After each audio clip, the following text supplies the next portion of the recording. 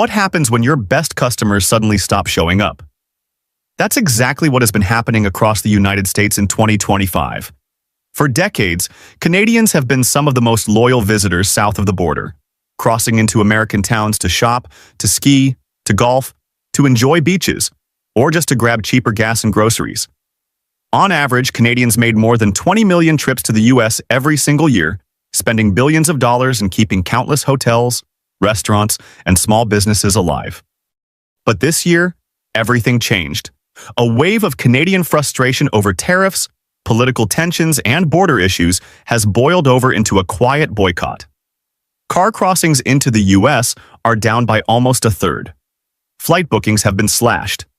And in some American towns, especially those near the border or popular with Canadian snowbirds, business owners are looking around and realizing their Canadian lifeline has vanished. That's why you've started seeing unusual headlines, like Palm Springs putting up heart-shaped banners aimed at Canadians, or border towns in Vermont and Washington literally begging their neighbors to come back. This isn't just about travel, it's about livelihoods. Entire local economies are suddenly on the line, and the desperation is real. So today, we're diving into 6 U.S. cities that are scrambling to win Canadian visitors back. And trust me, you'll want to stick around for the last one, because the numbers there are jaw-dropping. Before we get started, don't forget to hit that like button and subscribe so you don't miss our deep dives into stories shaping North America right now. Number 1. Palm Springs, California.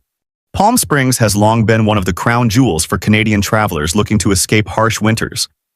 Every year, tens of thousands of snowbirds from provinces like British Columbia, Alberta, and Ontario flock to this desert oasis for golf, sunshine, and that mid-century modern charm.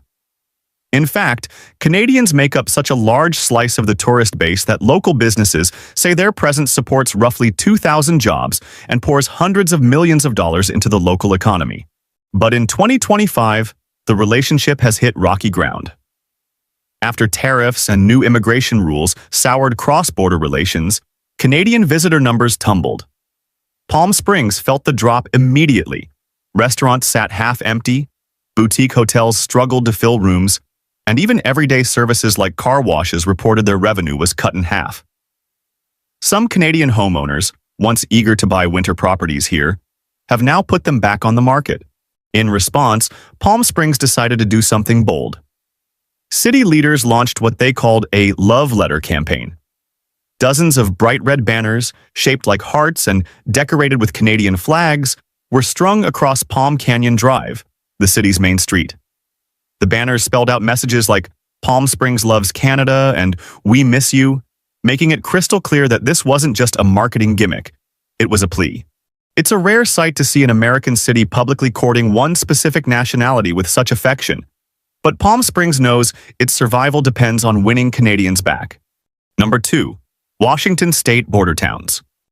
For towns tucked along the Washington-Canada border, Canadians aren't just occasional visitors, they are the heartbeat of local commerce. Cities like Bellingham, Blaine, and Lyndon have built entire economies around cross-border shopping, weekend getaways, and the steady flow of Canadian dollars.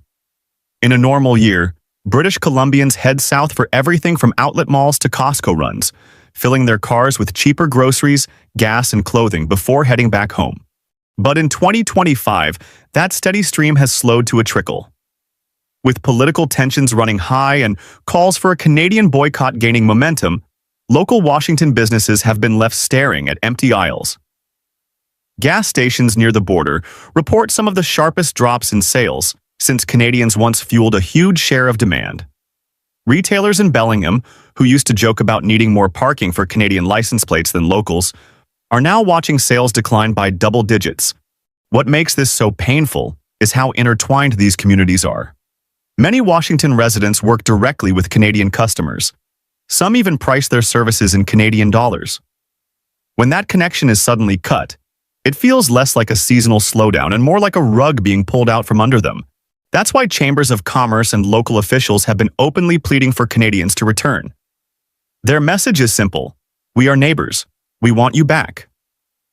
It's an unusual reversal, but it underscores just how dependent these border towns are on Canadian goodwill. Number 3. Point Roberts, Washington. Point Roberts is one of the strangest places on the map of the United States. Technically, it's part of Washington state, but geographically, it sits on the southern tip of a peninsula that is only accessible by land through Canada. To get there from the rest of the United States, you actually have to cross into British Columbia, drive south, and then cross the border again. Because of that quirk, the community has always had a special relationship with Canada. Roughly half of its residents hold dual citizenship, many businesses accept Canadian dollars, and weekend visitors from Vancouver once kept local shops, gas stations, and marinas buzzing. In 2025, though, that lifeline has been severely disrupted. With Canadians avoiding U.S. travel, Point Roberts has felt the squeeze harder than almost anywhere else. Local businesses report revenue drops ranging from 30 to 50%, and some shops have already closed their doors. Families who once crossed over for a quick lunch or a tank of cheaper gas are now staying home, leaving parking lots empty and storefronts quiet. What makes this particularly heartbreaking is that Point Roberts has no fallback option. It cannot simply pull customers from Seattle or Bellingham. The only consistent market has always been Canadians. Without them, restaurants are cutting hours, marinas are struggling to keep slips rented, and real estate agents are watching property values slide. For Point Roberts, getting Canadian visitors back isn't just about boosting tourism, it's about survival. Number 4. Vermont region, Kingdom Trails and beyond. In the rolling hills of northern Vermont, tourism isn't just a bonus to the economy, it's the backbone. Resorts, breweries, ski slopes, and outdoor trails all depend heavily on Canadian visitors, especially those driving in from Quebec. On a typical weekend, it's not unusual to hear more French than English on the slopes or in the cafes. Canadians have long flocked to Vermont for its charming inns, famous craft beer, and endless hiking and biking routes. But in 2025, those familiar license plates from Quebec and Ontario are noticeably absent. According to local reports, Canadian visits to iconic spots like Kingdom Trails and Hill Farmstead Brewery are down by nearly half. Border crossings in June fell by about 1/3 compared to the year before, extending a decline that has now lasted for more than 6 months. For small communities scattered across the Northeast Kingdom, that kind of drop is devastating. Local businesses say the absence of Canadian traffic is glaring. Bed and breakfasts are struggling to book rooms, restaurants are cutting back hours, and even maple syrup and craft beer sales have dipped. What hurts most is the timing. Vermont has invested heavily in branding itself as a 4-season destination, hoping to lure more Canadians not just for ski trips, but also for mountain biking, foliage tours, and summer festivals. Instead, Vermonters are now openly joining the chorus of pleas from across the border, reminding Canadians that their dollars and their presence are deeply missed. Number 5. Minnesota and the Midwest. Minnesota has always had a special relationship with Canada. The border is long, the cultural ties are strong, and for decades, Canadians from Manitoba and Ontario have seen Minnesota as an easy weekend getaway. From hockey tournaments in Duluth to shopping trips at the Mall of America, Canadian visitors pump steady money into the local economy. They come for fishing lodges in the north, for summer cabins on the lakes, and for big-name concerts in the Twin Cities. But in 2025, that dependable stream of visitors has slowed dramatically. Border crossings into Minnesota are down, hotel bookings are weaker, and retailers who once counted on Canadian shoppers for a significant share of sales are now feeling the loss. Just like Vermont and Washington state, Minnesota's small businesses have begun raising their voices, urging Canadians to reconsider. Tourism officials have even launched targeted campaigns across the border, airing radio ads in Winnipeg and placing online promotions in Ontario to remind Canadians that Minnesota is open, friendly, and affordable. Local leaders stress that they're not caught up in political disputes. They simply value the human connections and the shared economy that stretches across the 49th parallel. It's not just Minnesota either. Other Midwest states like North Dakota and Michigan are echoing the same message, hoping to lure back Canadians who once crossed regularly for sports, shopping, or even just a cheaper tank of gas.